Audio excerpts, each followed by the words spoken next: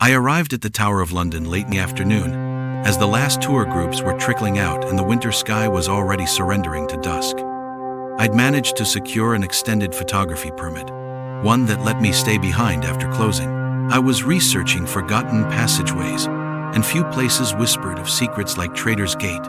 They told me not to linger by the water, that the air got heavy there, and the lights flickered for no reason. But I needed shots of the old gate from below, the exact spot where prisoners once disembarked, knowing they'd never leave again. That's when I saw her, a woman in white, standing just beyond the arch. She didn't walk so much as drift along the stone ledge, vanishing behind the gate's shadow. I should have called out, but something about the way she moved, it gripped my spine. I wanted to run. Instead, I followed. I crossed through the rusted bars of the gate as the ancient tunnel swallowed me. The stones were damp, slick with centuries of rot. Water clung to the air like breath in a coffin. My camera's lens fogged as I passed deeper into the bowels of the tower, and then I heard her singing, not loudly, just a low, sorrowful lullaby echoing from somewhere ahead. The lyrics were muddled, but the melody felt familiar, almost like something I'd heard in childhood. It pulled me forward like a leash. The tunnel twisted, then dipped lower. There was no record of this passage on any blueprint. It wasn't part of the modern structure. The walls had narrowed, grown sharper. At some point, I realized they weren't made of stone anymore. They were bones. Femurs, skulls, jawbones, not displayed, built into the tunnel itself, a mosaic of the dead. The singing stopped. I froze, suddenly aware of the silence pressing against my ears like deep ocean pressure. Then a whisper tickled my neck. "Why did you follow me?" I turned. Nothing but darkness. Then, the sound of slow, dragging footsteps behind me. Not hurried, patient, like whatever was back there didn't need to chase me. It already knew I had nowhere else to go. I ran. I didn't care about equipment anymore. I scraped my hands along bone walls, cutting them open. The tunnel twisted unnaturally, as if it were rearranging itself. And then, I saw her again. Closer this time. Her face was veiled in thin white lace, but I could see what was underneath. Not skin, not eyes, just blackness. Her head tilted as if she were studying me. Behind her, the water flowed upward, defying gravity, crawling along the ceiling like a reverse tide. The bones began to pulse like organs, slick and alive. She raised her hands slowly and pointed behind me. I turned. It was me. I was standing there, gaunt, soaked, mouth agape, staring back at myself. But my reflection had no eyes, just two bleeding holes where they should have been. Then, everything went black. I woke up at the edge of the Thames, soaked to the bone. Hours later, I had long, thin scratches down my back, ones I couldn't have reached myself. I tried to forget, until this morning, when I developed the only photo left on my backup memory card. It was a shot taken from inside the tunnel. She's in it. I've since realized what the lullaby was. It was a nursery rhyme once used to mark executions, and now, it won't leave my head. They told me it was just a superstition, a tower tradition, passed down like a joke. If you see the one who walks through the wall, don't let him see you back. I thought it was some old yeoman warder myth, meant to spook the rookies. I laughed along with the rest of them. Until I saw him. I was doing a solo perimeter check just after 3 a.m., my last round before dawn. The tower was quiet in an unnatural way. I'd walked past Wakefield Tower and was heading toward the inner wall when I noticed something strange near the Salt Tower. One of the old arrow-slit alcoves in the stone was glowing faintly. Not electric light, no power source near it. This was something else. Soft, silvery, like moonlight refracted through water. And then, the wall rippled. Not metaphorically, literally. A figure stepped through. A tall man, dressed in the old red Tudor-style guard uniform. But it wasn't right. His boots made no sound on the stones. The front of his uniform was soaked. Dark patches like blood had seeped through it. He didn't look at me, just kept walking, straight through the stonework like it was mist. I should have left. I tried to leave, but the air felt wrong, heavy, as if the moment itself had closed around me like a trap. I turned and started walking the opposite way. Fast, not running. But I could hear something behind me. The faint scrape of metal, like armor brushing against stone. I glanced back. He had stopped, and he was looking right at me. No, not looking. Facing me. Because he had no eyes.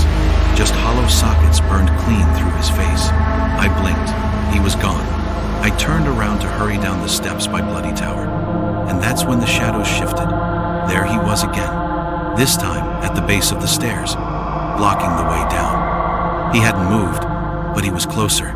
I spun around, now running back the way I came. And as I passed the whitewashed walls of the inner bailey, I saw something even worse. He was already there, standing in the archway, still waiting. I don't remember much after that, except the cold. Not outside cold, inside. My bones felt frozen, like something ancient had touched my blood. When the other guards found me, I was pressed into a corner near the Traitor's Gate stairwell, pale as a corpse. Couldn't speak for 2 hours. Eventually, I told them. That's when the oldest yeoman warder, McCabe, leaned in and said, "You should have ignored him." I asked what would have happened if I hadn't turned around that first time. He didn't answer, just looked at me like he was measuring something, and said, "He only shows himself to the ones who will follow." I've tried not to think about what that means, but since that night, every now and then, when I pass by Salt Tower on a moonless night, I feel that shift in the air. The light changes, the silence thickens, and I swear, somewhere just out of sight, I hear boots echoing through stone. Closer, always closer. I was never supposed to be alone in the jewel house. That's protocol. But the night guard called in sick, and since I'd been recently promoted, the higher-ups trusted me to cover the shift alone. It's just one night, they said. The most secure room in the country. And that's the problem. You can lock doors and mount cameras, but you can't shut out what's already inside. The crown jewels are kept in a vault behind thick glass, motion sensors, steel-reinforced walls. The air in there always feels thinner, heavier, as if centuries of betrayal and bloodshed have been vacuum-sealed inside with the regalia. At 2:11 a.m., the alarms went down. No breach, no power surge, just nothing. The monitors flickered off. Every piece of tech on that floor was dead. No radio, no emergency line. Even the keycard scanner refused to respond. That's when the screaming started. It didn't echo from outside. It came from within the vault. I froze. My mind tried to rationalize. Feedback, maybe, or interference. But it wasn't mechanical. It was human, panicked. It sounded like a woman was being tortured right there behind the sealed bulletproof glass. And then it stopped, cut off mid-scream, like a rope pulled tight. The case holding the imperial state crown was fogged over from the inside, as if something had been breathing against it. I should have called for backup, should have left, but I was locked in, remember? Protocol meant waiting for someone to remotely override the system. And curiosity is louder than fear when you're alone. So I used the manual override on the secondary access door and stepped inside the outer chamber. It was cold, unnaturally cold. I could see my breath, and my breath only. Something else was breathing too, shallow, ragged, right behind me. I turned, nothing there, but one of the display lights above the orb and scepter blinked out. Then another, and another.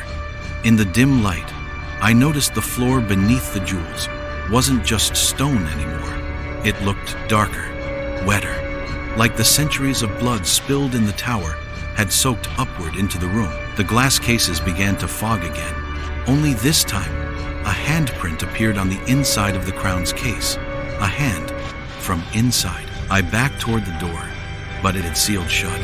The lights flickered violently, and I heard movement, heavy fabric dragging along the floor. When I turned back, the crown was gone. I don't mean stolen, I mean it had vanished. In its place was a blackened indentation, scorched into the velvet, like a crown of fire had burned its way out. Then, from behind the pedestal, something rose. It was tall, robed, face entirely hidden beneath a melted iron mask. Where its eyes should have been, 2 points of crimson heat pulsed like embers. It opened its mouth slowly, and the screaming began again. But it wasn't coming from the figure. It was coming from me, my voice, my scream, echoing from its mouth. And in that scream, I saw everything. Heads falling into baskets, rings ripped from fingers, fire licking up the walls of a chapel, a girl in white kneeling before a blade. And all of it happened here, in this tower. I could feel the stones remembering it, feeding on it, preserving it. The figure pointed toward me. My chest burned. I collapsed. When I came to, the backup team had forced the door. They found me unconscious, surrounded by shattered glass. But none of the cases had been broken. Nothing was stolen, nothing missing, except for the recording footage. Every camera showed static from 2:11 to 2:19 a.m. They asked me what happened. I lied. I didn't tell them the crown was gone and came back. I didn't tell them that the screaming still echoes whenever I close my eyes. But most of all, I didn't tell them that when I checked my uniform later, I found a patch of scorched velvet in my pocket, still warm and shaped like a crown.